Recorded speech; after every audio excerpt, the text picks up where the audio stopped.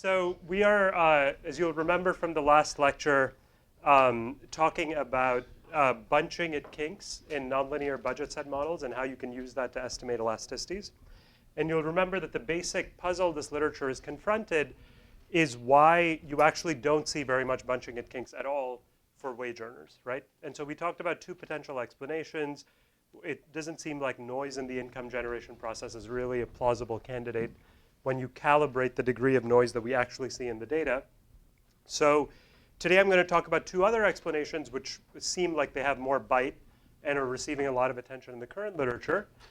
The first, they're both sort of related. So the first one I'm going to talk about is price misperceptions and salience effects, and the second is frictions. And you can sort of think of these misperceptions or inattention as being one type of friction. So I'll come back to that. So there's one paper in this literature by Liebman and Zeckhauser, which I don't think has been published, called Schmeduling, where they basically make the point that just kind of drawing on a bunch of anecdotal evidence and introspection and other kinds of sort of discussion, that many people seem to be confused about nonlinear pricing schedules, both in the context of taxes and in many other contexts, like utility bills, for example. People seem to focus on parts of the schedule, or they focus on average prices instead of marginal prices and mix the two up and so forth. So they kind of draw attention to the fact that this could be a problem. What I'm going to talk about here is a nice, very recent paper by Ito that documents, I think, very compelling empirical evidence that the average price matters more than the marginal price, or I think better stated, it's actually something he's working on right now, it's not the marginal price that determines behavior, and it's something that seems to be related to the average price, although it's not entirely clear exactly what people are paying attention to. So let me discuss this paper. So what he does is, the way I like to interpret this paper, although it's not written in this way, is that it essentially estimates or goes towards estimating the price perception function. So you'll remember from this salience paper, we talked about the difference between actual prices and perceived prices, particularly when there are taxes. What I'm going to call a perceived price P tilde may not be what the actual price P plus tau is, okay? And so we will talk a little bit later about some examples where the impact of a change in a policy on behavior depends on the fundamental elasticity with respect to the price. So that's what I'm calling the structural elasticity that comes out of the utility function. But then it's also going to depend upon the price perception function, how a 1% increase in the actual price affects the perceived price. And that second thing is something that we know very little about empirically. And I see this paper as one of the first stabs at trying to show that when you change the price schedule, people are paying attention to certain aspects rather than others. So specifically what he does is, this is going to be an electricity example rather than a tax example, but same basic logic. Electricity consumption in Orange County, California, with critically two different sources of price variation. First, he's going to have kinks in the rate structure, which are going to generate variation in the marginal price using the standard bunching at kinks type of methodology that we've been talking about. But then there's also a spatial discontinuity in who is providing electricity. So there are two different utilities. And so if you're living on different sides of the same street, you might be under utility 1 versus utility 2, and they change their prices differently over time. And in particular, in his data, there's one point in August 2000 where there's a very sharp price increase in one of the utilities, but not the other. And that's going to change average prices independently of, well, not independently of, it's going to change average prices rather than marginal prices, okay? Yeah. Okay, so let's first look at the first source of price variation, which is familiar. It's the nonlinear pricing schedule. So this is the marginal price per kilowatt hour of electricity. And you can see that, like many other, as a standard in this type of pricing, there are steps in this pricing schedule, right? And so as you consume more, you're going to face higher marginal prices. So as we've talked about now a few times, what should we see if people are responding to these incentives? Well, a lot of people should figure that, once my price jumps by like 100% here, I should, choose to consume less electricity, or I should basically see some clumping in this distribution right around that point, right? I should see the bunching at that point if people are able to perfectly control electricity consumption and know what the marginal price they face is. Now you can see that, like in the tax case, this thing is totally smooth. There's absolutely no evidence that people appear to be responding on the margin as the prices are going up. Now here's the interesting contrast, what I think makes this paper neat. So this is the spatial discontinuity in electric utility service areas in Orange County. So if you're on this side of the red line, you've got one utility provider, and if you're on this side of the red line, you've got another utility provider. And he has data by address on electricity consumption. Okay, so in August 2000, I think south of the red line, they raise prices significantly by like 50% or more because there was this capacity constraint in California, and one utility changed prices, I think, before another. And north of the red line, they didn't change anything. Okay, so here's the very simple RD graph, the spatial regression discontinuity graph that shows you what happened. These are changes in consumption from July 99 to July 2000. Okay, so he's taking account of the seasonal variation. So that's why he's looking at the same month in the 2 years, right? And this is like a control period. This is the month before the change occurred. The change occurred in August, right? And so what you can see here is that consumption is totally flat. On the x-axis is distance from the utility border, that red line. So you can see that the change from July to July, basically what this is showing you is the time series is relatively flat, right? From 99 to 2000, irrespective of where you were living relative to the border, electricity consumption does not change very much. This is what it looks like in August. So this is crystal clear. You can see that as soon as they raised prices below that red border, electricity consumption does in fact drop drastically. And it drops by such an amount that if you took the implied elasticity and applied it to the marginal tax rate schedule, you would see massive amounts of bunching if people were actually paying attention to marginal taxes. So that's very clear evidence that against that first explanation on the list that I had, right? Like going back here, small structural elasticity. So if you think you're actually recovering the right elasticity from the marginal tax rate variation, that experiment should not produce a bigger elasticity, obviously. So you can see that that rejects this first explanation and suggests that it's something about perception of prices that's affecting the behavioral response quite significantly. So related to this, you know, I think what he's doing and some others are trying to do more recently is with modern technology, you can actually provide people this type of information in real time because you can have something attached to your meter that tells you how much electricity you've used this month. And then once you know what the actual price schedule is, you can just have like, let's say different colors or something that tell you you can have an indicator like in your house of what the marginal cost of turning on your AC is, or running your appliances at a higher rate. And so then that's interesting because then you can figure out if it's just because people are not paying attention at the margin. They don't know when they've crossed these thresholds, right? So if you make that information very salient to them, it's possible that you would have much bigger impacts on conservation of energy. Okay, questions? So the reason I say this doesn't really tell you that it's the average price that matters, this is what actually I've been pushing him on a little bit, is that this experiment here where they cut prices, they raised prices uniformly, it does change the average price, but it changes the marginal price as well, right?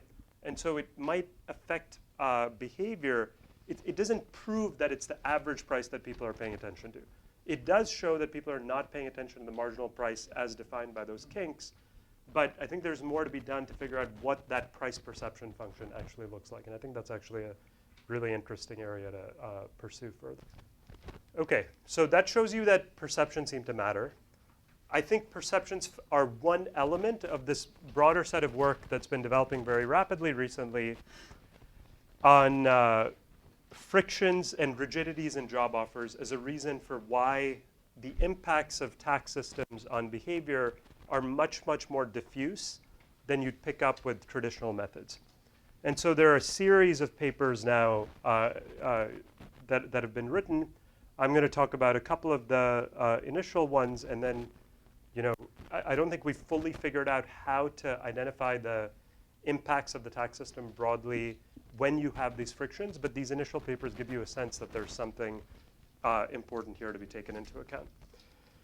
So I'm going to start with this paper with Friedman, Olson, and Pistafari. This is the QJ, I think, 2011 one, where here are the key features of the model, and then I'll talk about what we do empirically. So the way we're approaching this problem is we're taking standard neoclassical labor supply model with a nonlinear budget set, and then we're adding a couple of features that are going to generate these rigidities and frictions. So first, on the supply side, firms are going to post jobs that have different hours offers. Okay, so the way to think about it is we want to capture the fact that there are hours constraints. So if you work at a given firm, like you can't go and tell Walmart, I'm going to work X hours per week. Walmart's going to post some package. You work X hours, you get paid a certain amount. That's standard, like in search and matching models. That's the way people think about it. Okay, so, but that's going to generate firm-side responses to these tax policies. Okay, so that's the firm side. That's a little bit different than in the neoclassical model. Now, workers are going to draw from that distribution. So there's this distribution of hours and earnings packages, and you get to pick one. But once you pick one, if you don't like what you got, you've got to pay a search cost to go find a different job, which is intuitive. This is why you can't fine-tune your hours and earnings perfectly. There's some adjustment cost, there's some friction involved in reaching your true optimum. So what's going to happen in this model is that there's a market clearing condition where the firms have to provide an equilibrium, the set of jobs that the workers actually want to take, right? So on aggregate, while any given worker might be mismatched, in expectation, the demand for jobs has to coincide with the supply of jobs. And so as a result, the firms are not going to cater to a specific worker's taste. Like suppose you, because you have a certain type of deductions, face a very low marginal tax rate. The firm may not offer you a different job, but if everyone faces higher or lower marginal tax rates, the structure of jobs in the economy changes. So that's like an intuition which is really not captured by standard econometric methods. Because typically what we do is compare the behavior of one guy whose tax rates changed with another guy whose tax rates did not change. But if the way the response is occurring is through this much more aggregated mechanism where the supply of jobs is changing as the tax schedule changes over time, you're not going to pick it up. You're going to end up netting it out when you're comparing the treated worker and the controlled worker. So the implication of this is that the firms are going to cater to that aggregate taste, and not all workers are going to locate at their optimal hours as a result. And so what you're going to get is that the bunching at kinks and observed responses to tax reforms. So we're going to talk a little bit later about the more traditional literature where we look at tax changes. We're going to see that responses to tax reforms are also going to be attenuated because the process ends up taking much longer and is much more diffuse than you'd expect in a totally neoclassical model. Okay, so that's the setup. You can see the formal version of the model in the paper, which I'm not going to go through here. Okay, so the model generates two key testable predictions. The first relates to the size of the changes in tax rates. This is a very simple intuition that larger tax changes should generate larger observed elasticities. So even if you have an isoelastic utility function where there's a constant elasticity of, let's say, 0.5, if I have a 2% tax change, nobody's going to bother paying the search cost and re-optimizing to get a new job. If I have a 30% tax change, I might see a lot of re-optimization. I might end up estimating a larger elasticity. Okay, so that's the first prediction that we test in the data. The second, related to what I was saying earlier about the aggregate nature, the firms catering to aggregate preferences, is a prediction related to what I call scope, or like the fraction of workers who are affected by a tax change. So tax changes that apply to a larger group of workers are going to generate larger observed elasticities. And what's the idea there? If I'm treating only one person, firms are not going to change the nature of the jobs they offer. If I'm treating 50% of the economy, firms might change the structure of jobs because everyone wants to work less, okay? So we should see evidence that firms basically tailor the jobs to the preferences of common workers rather than, uncommon preferences. And so I will show you some evidence of this as well. So what we do is test these predictions using data from Denmark. So let me just, as kind of an aside here. So how did we start using data from Denmark? People often ask me this question that may be useful in thinking about the research process. So we were interested in testing these types of ideas. We had the intuition that frictions might matter, and in particular this prediction about the size of tax changes mattering. So what we did is we realized that you would have to get a large administrative data set in order to figure out, in order to be able to compare elasticities at small versus large tax changes. Because when you have survey data, you can't even estimate the effect of any one tax change very precisely. And here we're trying to compare elasticities estimated at different types of tax reforms. So we kind of looked at various European countries which had good admin data and realized that Denmark, seemed to have the data that we just kind of serendipitously figured out because there happened to be a grad student at Stanford who overheard me and Luigi Pistafari talking in the hall and then came out and said, I heard you talking about Danish data, I actually have access to it. And then the nature of the variation in Denmark. Okay, so turns out Denmark is a place with very high tax rates that also change in ways that are useful. So this is what the marginal tax rate structure looks like in Denmark, somewhat simplified. X-axis is taxable income. So just keep in mind, the exchange rate is 6 Danish kroner per dollar. Okay, so at this point here, you face a tax rate of about 63% or so, marginal tax rate of 63%. Some years goes up to 70%. And that is at the 75th percentile of the income distribution, at an income of about $40-some thousand. So in other countries, sometimes you see very high marginal tax rates, but that's like way at the top of the distribution. So first of all, the density of the distribution is not that high there. And second, you're getting a local average treatment effect for a very high income group of people. This, in contrast, is actually quite near like the central part of the income distribution that we care about. So what's happening here, your wage rate is falling by 30% when you cross that line. So that's like a significant wage cut relative to what we usually see. And then there are various other smaller kinks in the tax system that we're also going to exploit. Okay? So again, just to give you a sense of how we almost stumbled upon thinking about this, I mean, one thing I've been thinking about is how to teach kind of the process of research. So I think often when you see these papers, you're seeing what's like version 70 on my computer or something. And so that's not like the initial way we started thinking about this. So this graph is kind of an illustration. We initially were looking at a bunch of tax reforms and not really finding very much, which is actually consistent with the main lesson of the paper. But here's a crude graph that I actually remember drawing in like December 2008, where we figured out that there was actually something here. So this is around that top tax bracket. You can see the net of tax rate is dropping sharply at that point. And then this is just a plot of the income distribution, very crudely in broad bins. And you can see that one red dot is off the line, right? So that's evidence of bunching at the top kink, which is, that ended up being the thing that we spotted and ended up developing into this paper. So the point is, I think, like just looking carefully at the data with some hypothesis in mind, if we spent quite a bit of time just running a bunch of regressions where we really didn't get anywhere for a few months. But this is why I think like looking at the thing non-parametrically and figuring out what's going on can be incredibly valuable. Okay, so that one dot develops into the next set of slides that I'm going to show you. All right, so first of all, here's what the income distribution for wage earners looks like around the top tax cutoff. So this is just now income relative to the top bracket. And these are just counts of the number of people's pooling all the years in our data. And you can see very clear evidence now. This is for wage earners. We're throwing out the self-employed.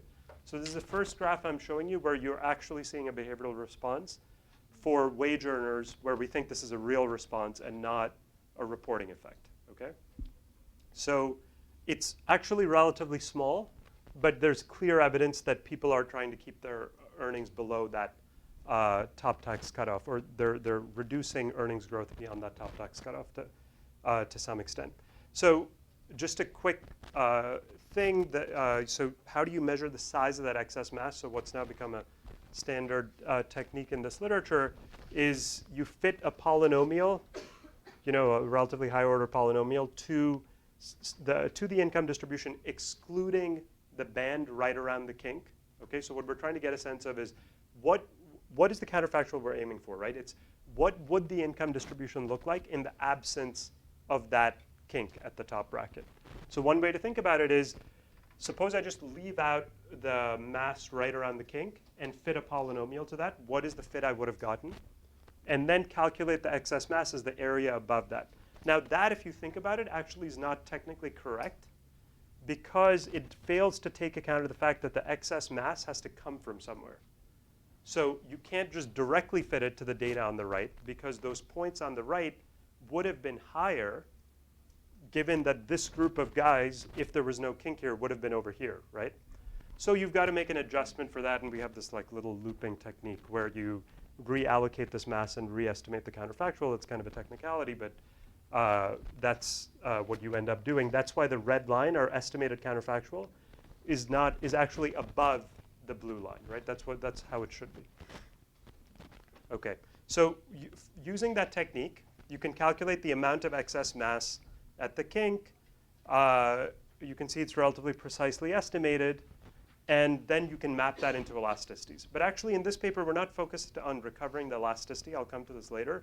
We're focused more on how the elasticity seems to vary with the size of the kink and with various conditions. Okay, so here's one example of how it varies. You can see that there's a much sharper bunching at the top kink for married women than for single men. That's a standard pattern that people seem to think is true, that the elasticities are higher for secondary earners than for primary earners. But the reason we think that's true is actually different than the conventional intuition that it's something about different preferences.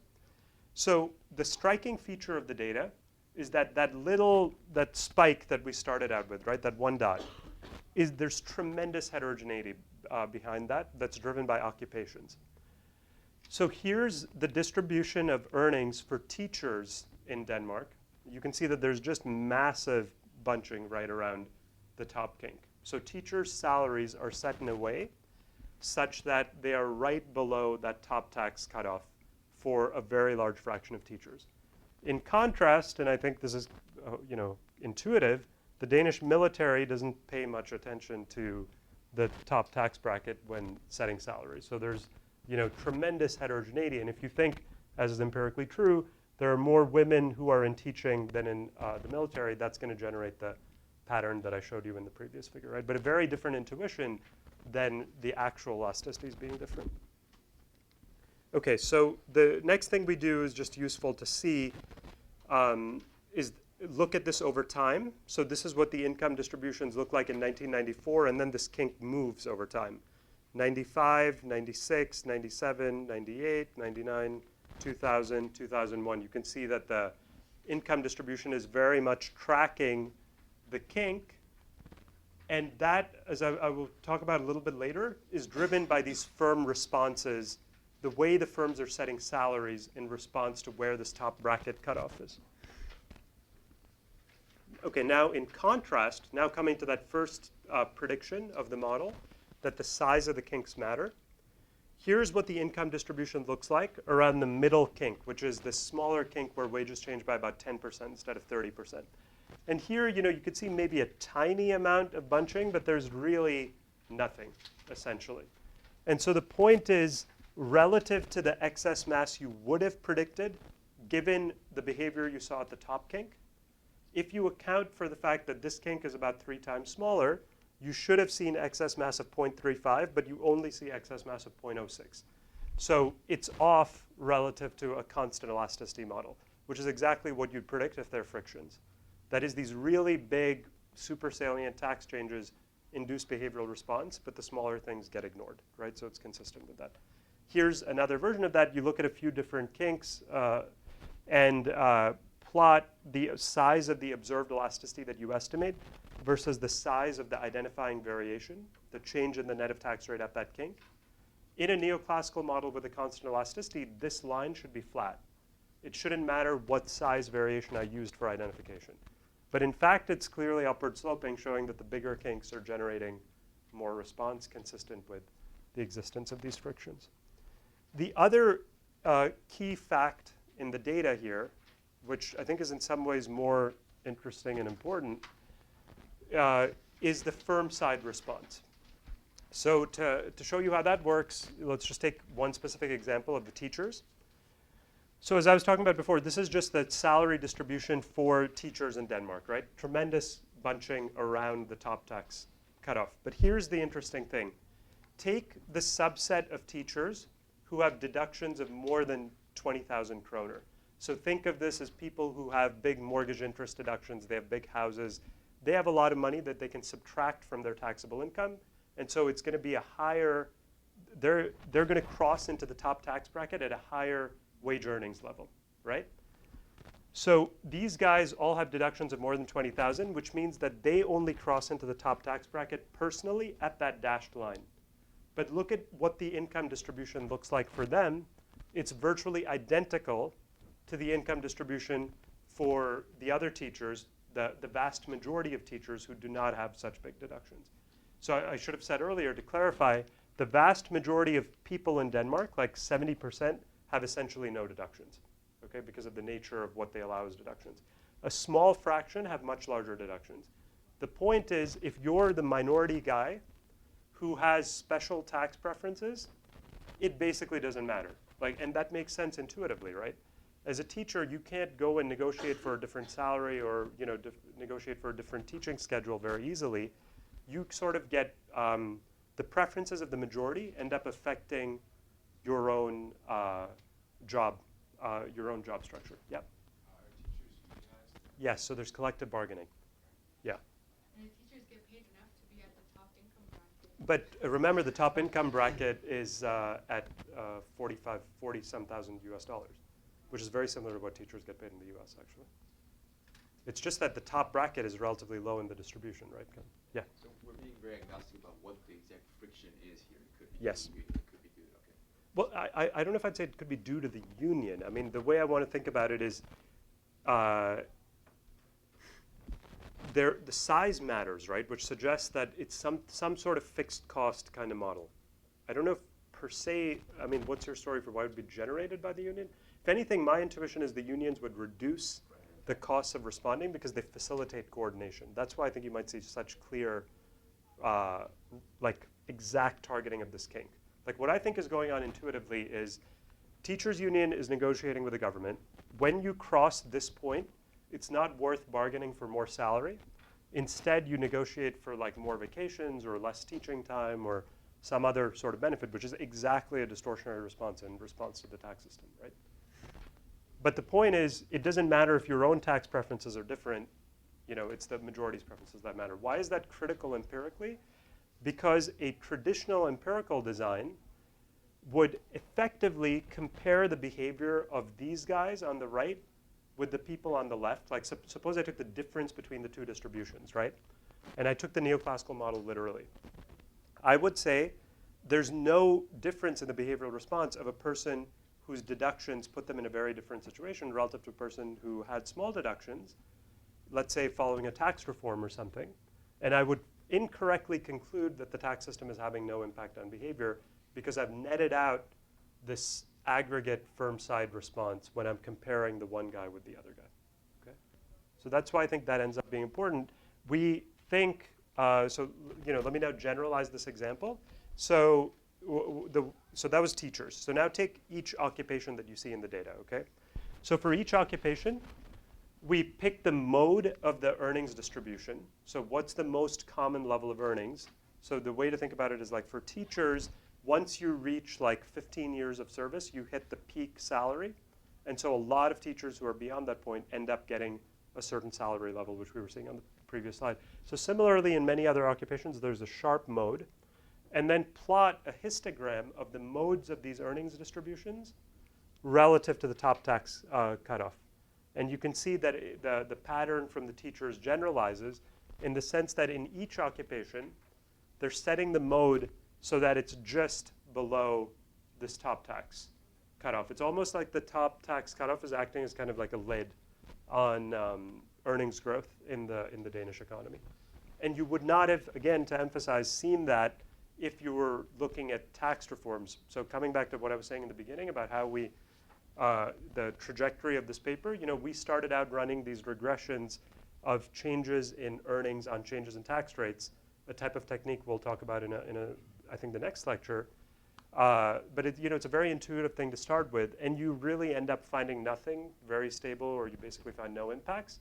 And that's very consistent with this view, right? That you would not have found anything because you're differencing out the way in which the response is occurring. Yeah? So teachers are public employees, right? Are the government employees? They're paid by the government. There's an issue if you think about everybody internalizing everything, why they should, is that what you're getting at? Why would they respond to the tax system? Well, I was just thinking that if the government's also setting the salaries for teachers, that, I don't know. Is there a reverse causality issue? Yeah. So no, so that actually cannot be the case if you look at the timing, because the way that top bracket moves is actually controlled completely by the rate of inflation in prior years. And then we show this thing with dynamics that the teacher salaries are following the movement of the kink as legislated by the law. But absolutely, that would potentially be a concern. Other questions? Okay, so that paper, I think, shows that frictions and coordinated firm responses could play a crucial role in behavioral responses to taxation. Nonlinear budget set models might fit the data better. Yeah, sorry, go ahead. How do we ensure that the Proxying application Not due to misreporting, yeah. So so first of all, we're only looking at wage earnings, right? So that's crucial. We also look at the self-employed, and you see sharp spikes at all kinks for the self-employed. So then what we do is, so we actually didn't do this. There's a big audit study in Denmark of wage earners and of self-employed. And you can see that there's virtually no misreporting from the direct audit data. Whereas for the self-employed, I think, I don't know if I've shown that evidence here. For the self-employed, the degree of bunching changes drastically after the audit because they figure out that a lot of these guys are cheating, right, who are reporting right at the kink. So you do not see that for the wage earners. Are the self-employed with high deductions thinking around their Yeah. deductions? Yeah, great question. So we show all the predictions in the paper for wage earners are not satisfied for the self-employed because in a sense, they don't face the frictions. Exactly.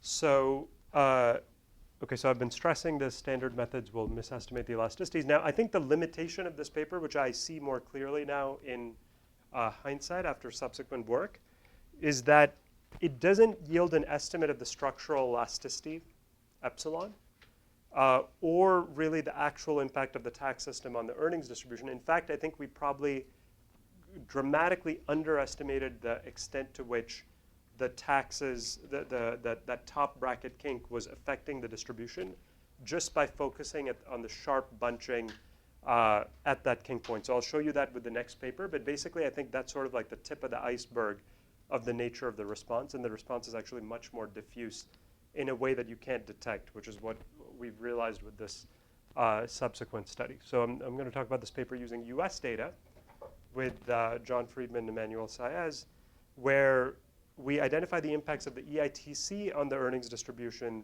given existence of friction. So we were motivated by that earlier study thinking that this stuff matters and wanted to do something similar in the US. And so the key idea of this paper is really very simple. We use areas with no knowledge about the EITC schedule as a counterfactual for the earnings distribution in the absence of the EITC. So what's the idea? Suppose I've got two different places. In one place, nobody's ever heard about the nature of the tax system. In another place, people are fully aware of it. If these two places are perfectly comparable in all other dimensions, if I compare what the earnings distribution looks like in the one place with the other place, I can figure out the impact of the tax system on the earnings distribution, right? So the idea is what we want to identify, the challenge in the whole literature is identifying the potential outcome of what the earnings distribution would look like in the absence of the tax system. And the simple idea is that no taxes is equivalent to no knowledge about taxes, at least when you have no income effects. When you have income effects, that actually changes because even if you don't know about the marginal incentives of the tax system, you're still getting the credit, and that's going to change your behavior. So the result of that is what we're going to find here is basically you can think of it as estimating compensated elasticities rather than uncompensated elasticities. And what I think I've recognized from this study is that, as I was saying, the earlier Danish study, probably underestimated the impact of the tax system on the distribution. So just as another, quick aside on how we got into this paper, like this, I think is not the type of idea you might have ex ante started out exploring in the tax data. So we got access to the tax data. We thought of studying the impacts of the EITC on the earnings distribution. The way we decided to go about it was using the state level EITCs that were implemented in the late 90s. So like Wisconsin introduced a big EITC for people with 3 kids, and that was expanded significantly. And we thought we'd compare Wisconsin with Illinois, which is like a standard strategy, diff and diff type of strategy you might think of. When we started doing that, first, again, like before, we found that you basically don't find anything. Second, you see that the variation across states in the degree of bunching in the EITC schedule and the type of response is dramatic and seems to be totally unrelated to the existence of the state EITCs, which is what we originally started out exploring. And so then we went in this totally different path, which is what I'm going to talk about here. Okay, so here's kind of the motivating question. This is what the income distribution looks like for single wage earners with 1 kid in the US population. Okay, and you can see that it has this hump shape around the EITC schedule, which we've talked about a few times, but it's impossible to tell just looking at that distribution if it's being affected by the EITC or not, because you have no idea how it would look without the EITC. And so that's the question we're trying to answer. So the empirical analysis has 2 parts. The first thing we're going to do is develop a proxy for local knowledge about the EITC schedule that's based on income manipulation by the self-employed. So the idea is sort of to piggyback on our ability to identify responses of the self-employed non-parametrically by the sharp bunching at the kinks in order to identify the diffused responses of the wage earner. We've talked about before, self-employment income is easy to manipulate. Audit data revealed very high misreporting of self-employment income. So basically, we're going to use the degree of income manipulation of the self-employed to figure out local knowledge, right? So if you think about the strategy more generally, ideally, you might somehow directly ask everybody about their knowledge of the EITC schedule. Obviously, that's infeasible, so we back it out from the data using this proxy. And we do a lot of work in the first part of the paper to show that this is actually a valid proxy for knowledge as opposed to something else which could be varying across places, like, for instance, ethics, right? That in some places, people are willing to manipulate their income and cheat, and in other places, people are not willing to cheat, then that's not what you want. Okay, so I'll talk about that evidence. The second step then is once you've identified low and high knowledge areas, as I was describing, you compare the W-2 wage earnings distribution. So I say W-2 there because that's coming directly from the employer. W-2s reported to IRS, no scope for manipulation, right? Across areas to uncover the impacts of the EITC on what we're going to call real earnings behavior.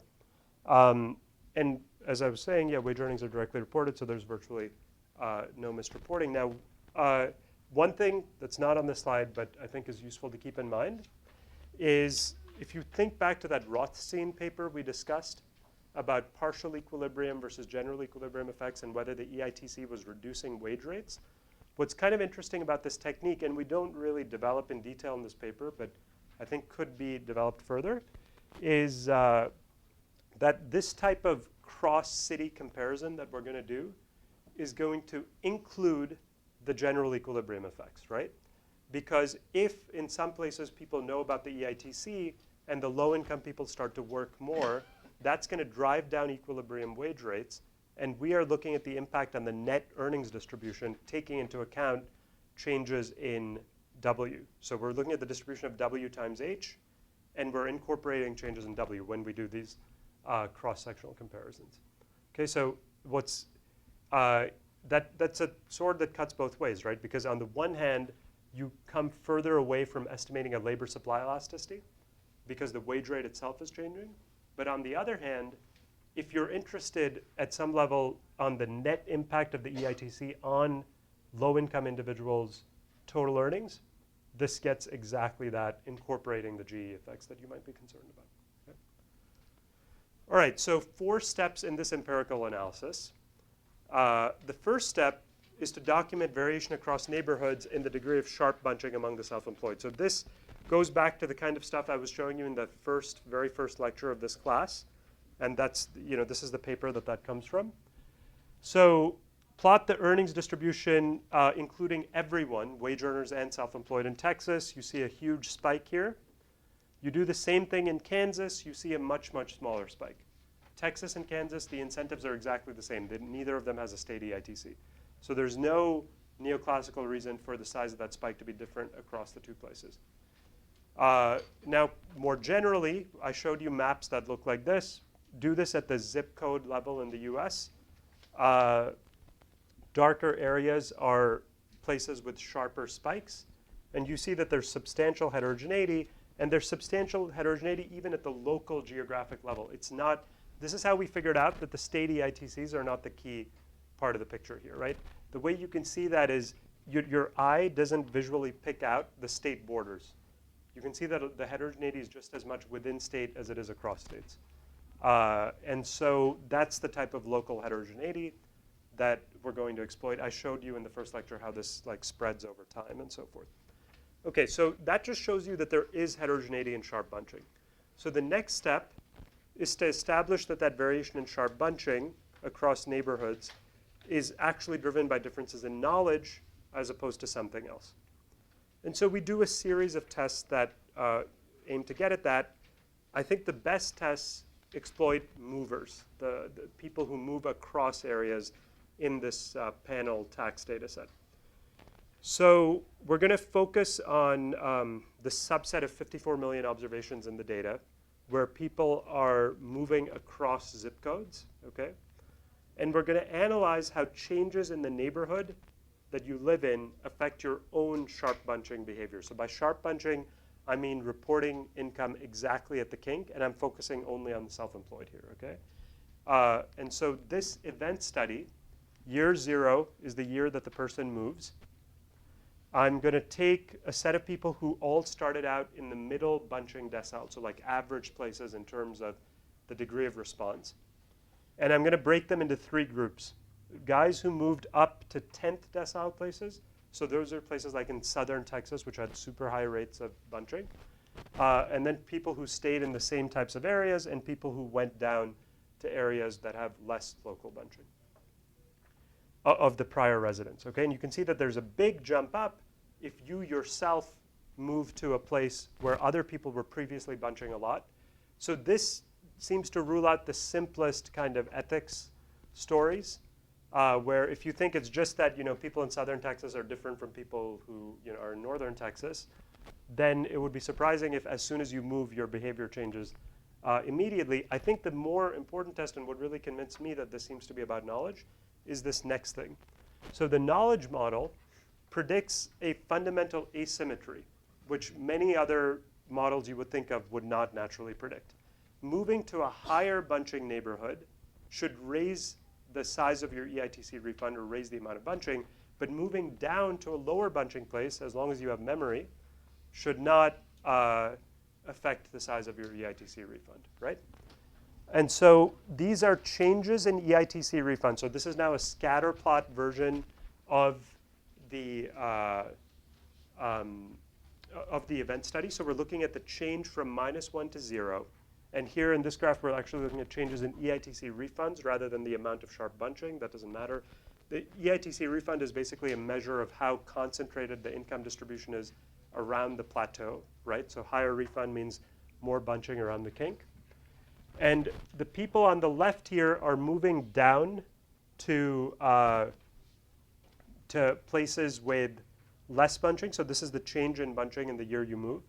And the people on the right are moving up to places with higher levels of bunching. And you can see very clearly that there's a sharp kink exactly at 0 as you'd predict. So if you move up, there's the size of your EITC refund, your income is changing in a way that gets you a bigger EITC refund. If you move down, there's virtually no impact at all. And that is hard to generate intuitively out of any, I think, ex-ante sensible model besides one of learning, okay?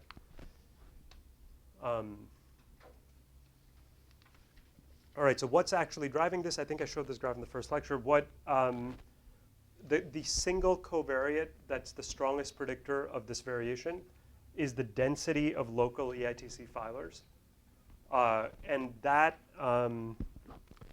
that's consistent with the view that information spreads in dense areas, right? It's consistent with basically an agglomeration model. I don't know if I've actually said this in this class, but just as a note, the useful thing to note that when you're looking at these huge data sets, right? So I think there are however many millions, or I think there are a billion observations in this data set. If you just did a raw scatter plot of a billion observations, it would look like a huge black cloud, right? So the standard technique that we use is you split the x-axis into some discrete intervals, like typically vinctiles, 25 percentile bins, and then take the means within those bins. That's what's being plotted in all of these scatter plots that I show you. We call that a bin scatter plot. Jessica and Michael have written code to do that easily in Stata. And just two things to note about graphs like this. So what are they showing you? They're showing non-parametrically what the conditional expectation function looks like. So they do not give you a sense of the variance around each of these dots, right? So we see this most clearly, like we have this graph showing the relationship between kindergarten test scores and earnings. So there's a very tight relationship between those two in a bin scatter plot when you have a ton of data behind the bins. That doesn't mean that kindergarten test scores directly determine your earnings. There's a tremendous amount of variance behind each of those dots. And that's why it's always important to report the R-squared when you're doing a bin scatter plot like this. But very useful, very simple technique. So sharp bunching in this is measured as the fraction of self-employed people who are reporting income exactly at the kink. Yeah. Okay, so those first two steps hopefully just develop a proxy for knowledge across areas. So now what we're going to do is, the thing that's actually of interest, we're going to compare wage earnings distributions across low and high knowledge neighborhoods to uncover the impacts of the EITC on real earnings behavior. So recall, this is the graph we started with, this is the question we had, and now we split that aggregate series up into its constituent parts. Here we're looking at the lowest bunching decile and the highest bunching decile.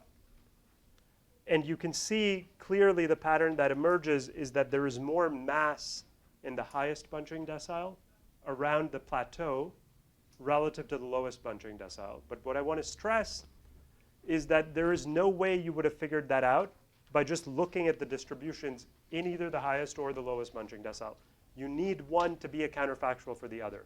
The responses are way too diffuse to be picked up if you look for sharp bunching. And that's why I think the Danish paper actually probably understates what's going on. In Denmark, the incentives are so strong, and I think the coordinated responses are so clear, maybe because of the unions, that you do actually see these spikes. But my guess is the distribution is actually being shaped in a much broader way that we didn't see with our methodology in the Danish paper.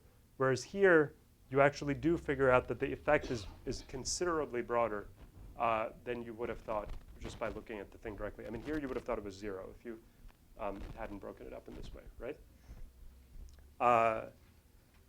Okay, so that's just a direct cross-sectional comparison. The last thing that I want to show you on this paper is addresses the concern that if I just do a comparison like this, you worry that the places in the blue and the places in the red might be different for many other reasons. So, think of this as essentially comparing southern Texas with northern Texas. Well, who knows what else is different across those places, right? They might have different industrial structures. They might have different preferences. God knows what else is going on.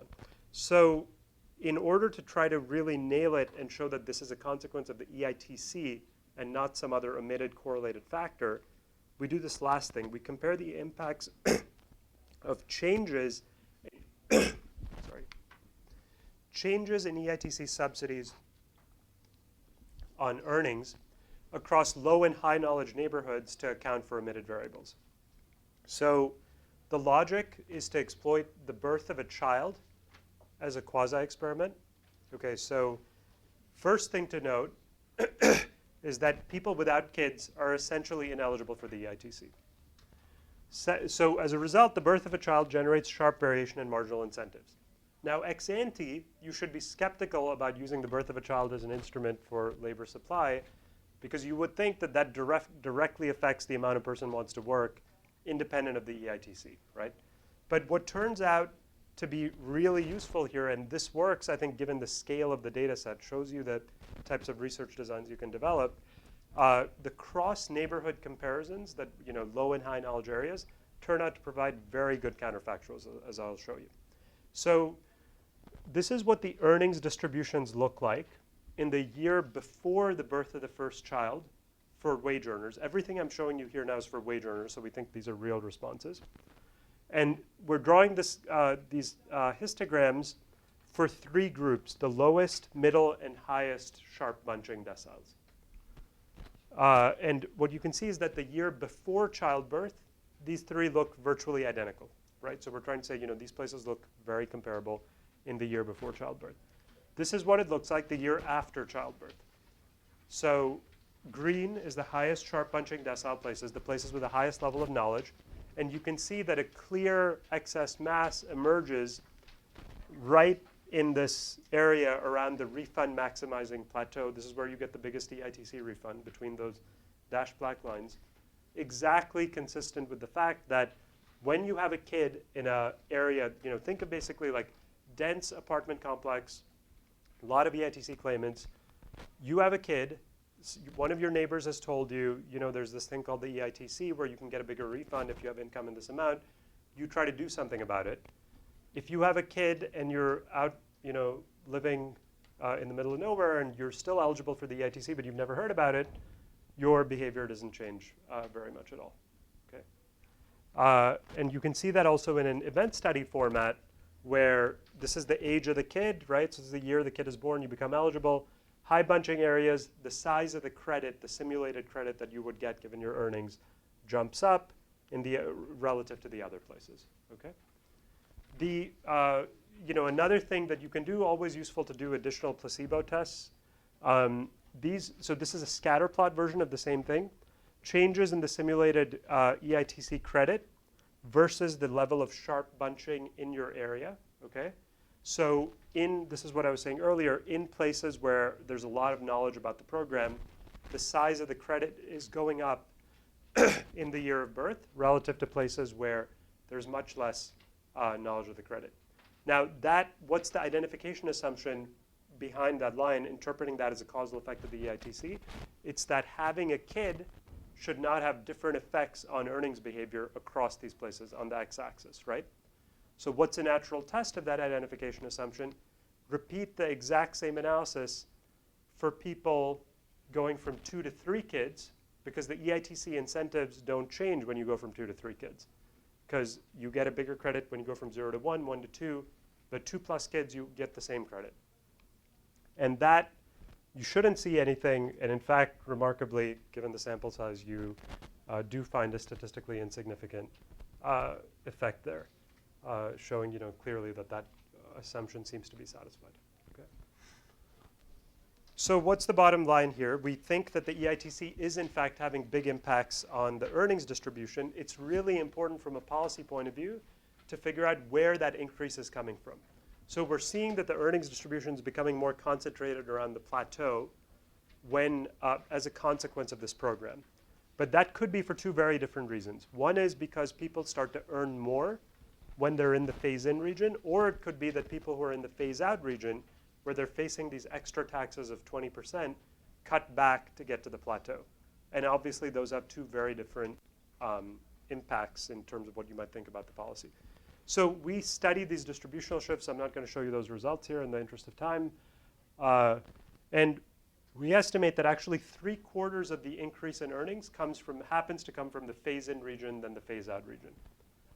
Now, we don't necessarily have a great explanation for this. This is actually a fact in the data. I can speculate on what might be going on. First, the phase-in may in some ways be more salient than the phase-out.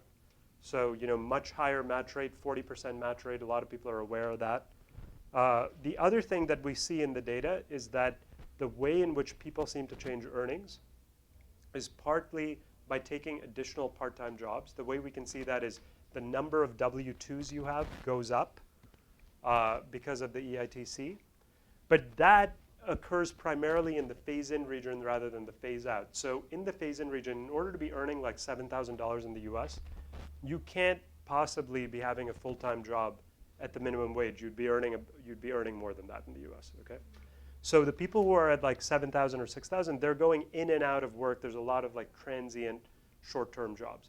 So those are precisely the people who have the scope to work for a few extra weeks and earn more as a result of the program. If you're earning 15 or 20,000, you're more likely to be a full-time guy at a minimum wage type job, and there isn't that much scope to do anything and adjust your labor supply. So that's another possible explanation of what's going on. But here's, this also ties back, I think, to that price perceptions thing I was saying at the beginning. So this is like an evaluation of this particular policy, but I don't feel comfortable generalizing to other types of tax changes and the types of impacts we might see, because it's going to depend very much upon how that tax policy is perceived. And so that's why I think knowing more about what perceptions actually look like will give us a better sense of how these policies are affecting behavior more broadly. Yeah. All right, so then the last thing we do, which I'll be very brief on, is that you can use the nice thing about non-parametrically recovering the impact on the distribution is that you essentially have what the counterfactual looks like, and you can characterize the causal impacts of the EITC on the entire earnings distribution rather than just getting the single elasticity estimate, which is typical of this literature. So to show you the kinds of things you can do with that, you can ask, what's the impact of the EITC on poverty in the US?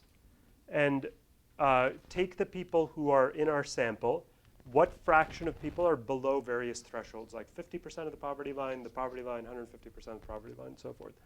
So all these numbers show you various different scenarios for what that fraction is. So if we had no EITC, we estimate that we'd have 14% of this population, which is primarily single women with kids. 14% would be below the poverty line. Now, if we introduce the EITC and have no behavioral response, so that's just a mechanical arithmetic calculation, what would happen? That would drop to 9.4%. Then we know the size of the behavioral responses using our estimation approach, non-parametrically for the full distribution. So we calculate that number would fall to 8.2% because a bunch of people start to earn more, which further lifts them out of poverty. And then you can ask, what if information continues to spread and everybody knows about the EITC, like in southern Texas? That number would drop to 6.2%. Okay, so you can see the behavioral responses are reinforcing the direct effects of the program. And if you just compare, the 13 to the 6, it seems like this program is actually significantly lifting people out of poverty, largely through mechanical effects, but also because of behavioral responses. The other thing you can do, because people are always interested in these elasticity numbers, is try to figure out what elasticity is consistent with the responses we're seeing. So I don't really like these calculations because I think they're not meaningful because of frictions, but let me first explain what we do. So we take this 0.1 number. What we're saying is we see a certain given increase. We see a certain increase in the EITC refund in the data using our research design. What elasticity would you have to have in order to generate an EITC refund increase of that amount? That's the way we're getting this number. The reason I don't think that's really a meaningful number is because the way in which we calculate the implied elasticity is using a neoclassical model, because we don't have a model of what the frictions are, what the attention is and stuff.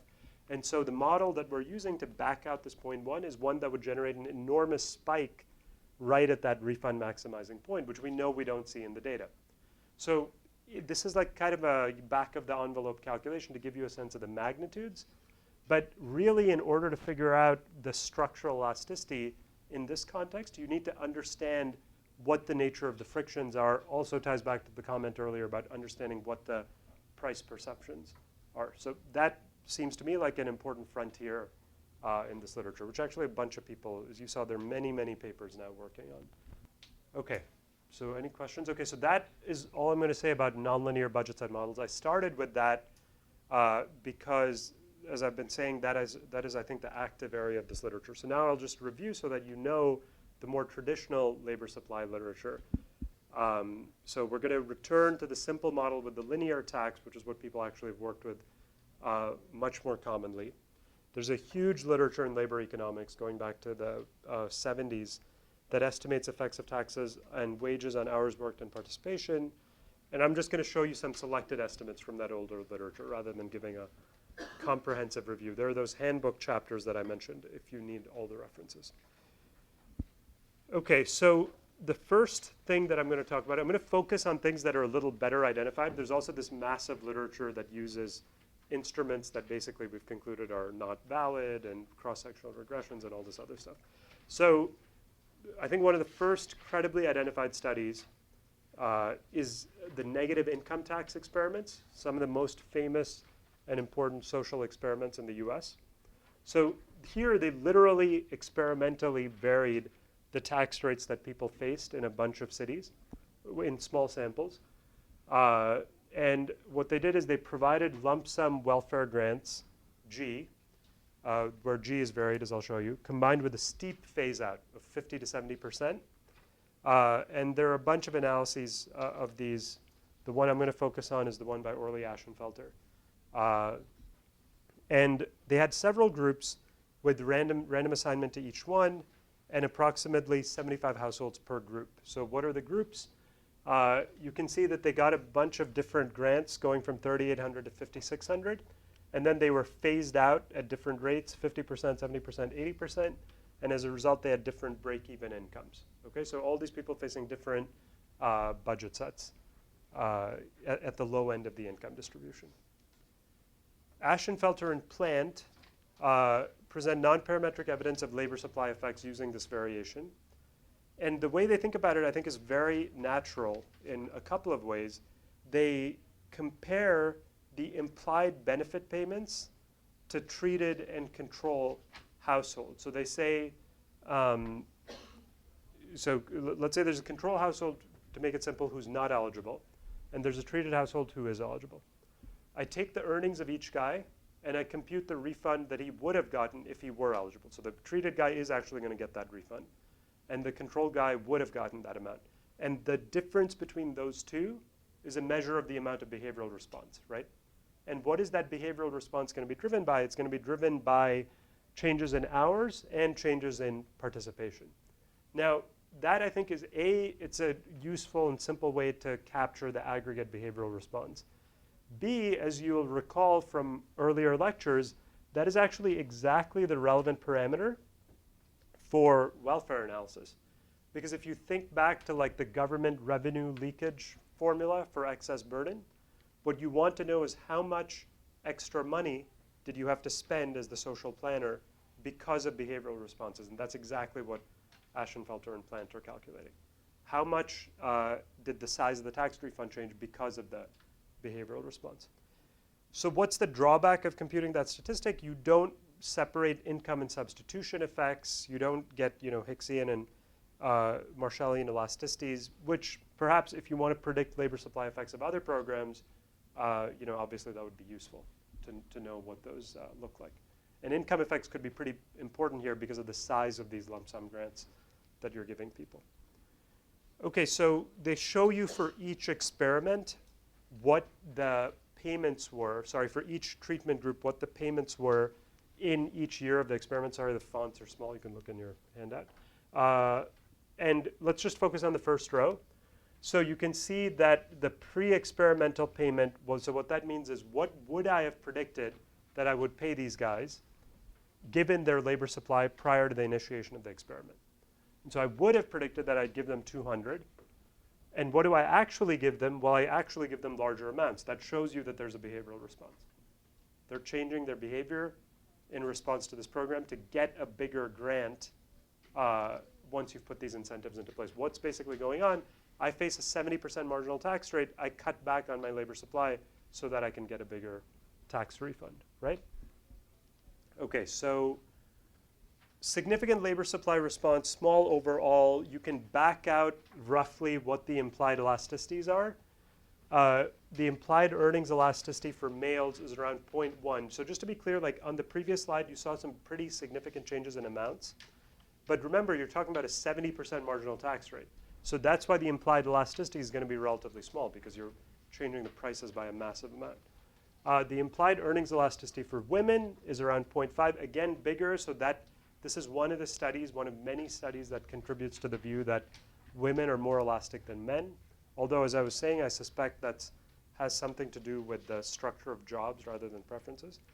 And then the response of women is concentrated along the extensive margin in this case. So women who are exiting the labor force as opposed to changing hours of work. Yeah. Okay, so that looks on the face of it like, this is the way you'd want to answer this question, right? It's like an experimental test. So unfortunately, being one of the first social experiments, it wasn't designed in a way that is super compelling. And so it's not viewed as really the most credible estimates anymore. So there are two problems. First of all, rather than having an independent measure of earnings, which you should do in any such experiment, they had self-reported earnings. That's really problematic because the treatments directly affect your incentives in terms of what to report, right, in your earnings. And so it turns out that all they're able to use here are these reported earnings measures, and it's hard to know whether you're getting a reporting effect or getting a real behavioral response. So what's the lesson from that? You need to match. I think the best way to do an experiment now is you collect identifiers and then you match it to admin data, like the Social Security records or the tax data. And that also would solve the second problem, which is selective attrition. This is in some ways even more serious. So after the initial year, data was collected only based on voluntary income reports by families. And as you might expect, those in less generous groups or those who were far above the break-even point had much less of an incentive to report because there's no money on the line if they come and fill out the survey and tell you their income, right? And so attrition rates ended up being much higher in those groups. So you were able to track a lot more guys who were getting big refunds, who were in the groups where they got big refunds than in the groups that got small refunds. That kills you because then at that point, what happened to the study of this experiment is there's this long list of papers that develop different methods of dealing with attrition and deal with various econometric issues. And once you're down that road, it's not an experiment. And it's, who knows exactly what you're getting. So,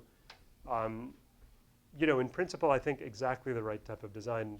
If these things are very, very expensive to implement. So if one were to implement it today, you'd do it a little differently. Okay, so what did people do after that? So modern studies, of which there are a lot, use tax changes as natural experiments rather than using real randomized experiments like the NIT. So again, I'm just going to pick one representative example. I'm going to pick the study by Neda Issa in 1995, where she uses the Tax Reform Act of '86, one of the biggest tax reforms in recent in the U.S. recently, to identify the effect of marginal tax rates on labor force participation and hours of married women. So what did TRA 86 do? It dramatically cut top income tax rates under the Reagan administration. So cut the top income MTR from 50% to 28% between 1986 and 88, but did not significantly change tax rates for the middle class. Motivates a standard diff and diff design, right? And so what she's going to focus on is in particular the secondary earner decision. Wives, one way to put it is wives of high-income husbands versus wives of middle-income husbands. And specifically what she's going to do is compare women in the top 1% households, which she calls the treatment, with women in the 90th percentile or 75th percentile, which she's going to view as controls.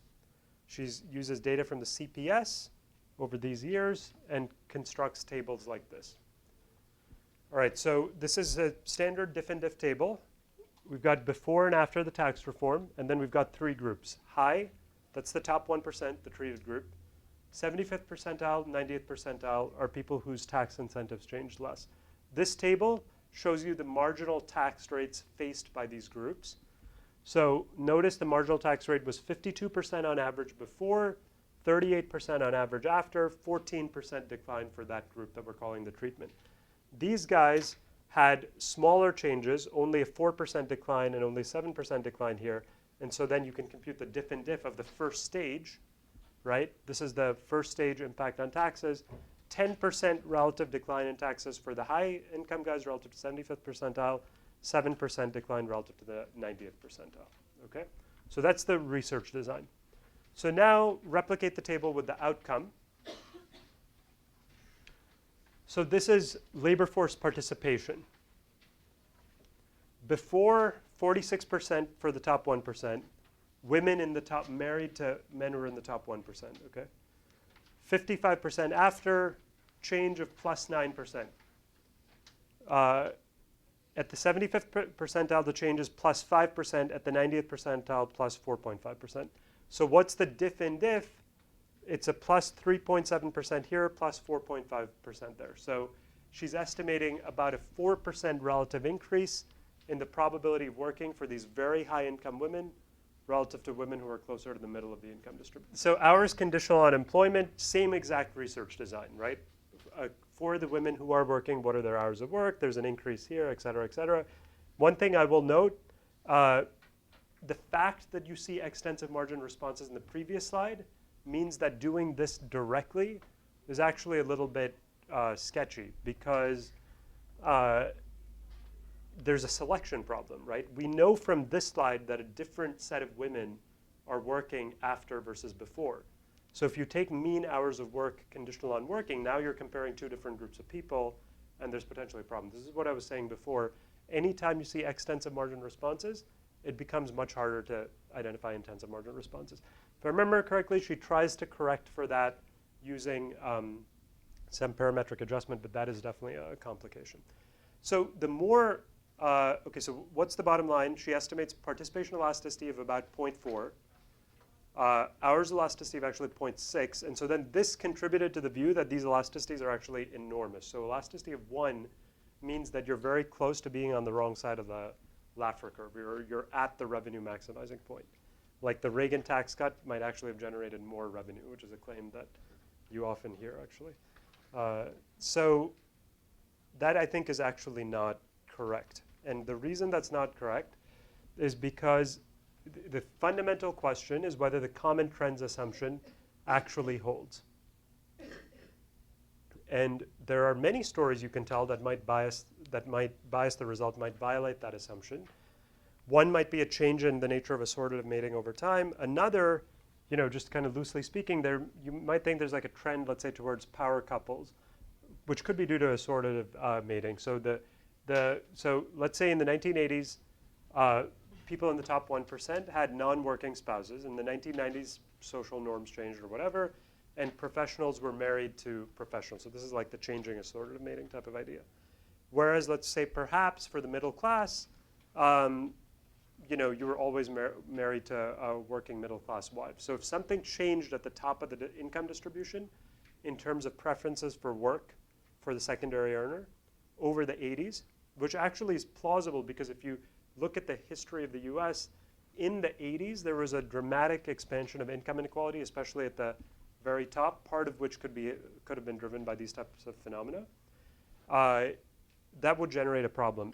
The further, what this really stems from, and I think it's a good cautionary tale, is anytime you start from a case where the levels of the variable you're studying look really different across the treatment and the control groups, that's potentially a cause for concern. Because when you're starting at 46% here and nearly 70% there, it's totally plausible that these things might be on very different trends. I mean, even if they're similar, they could be on very different trends. But especially when they're starting at very different levels, you're making a strong assumption that this thing would have changed by 5.3%, even though it's starting at a very different level, okay?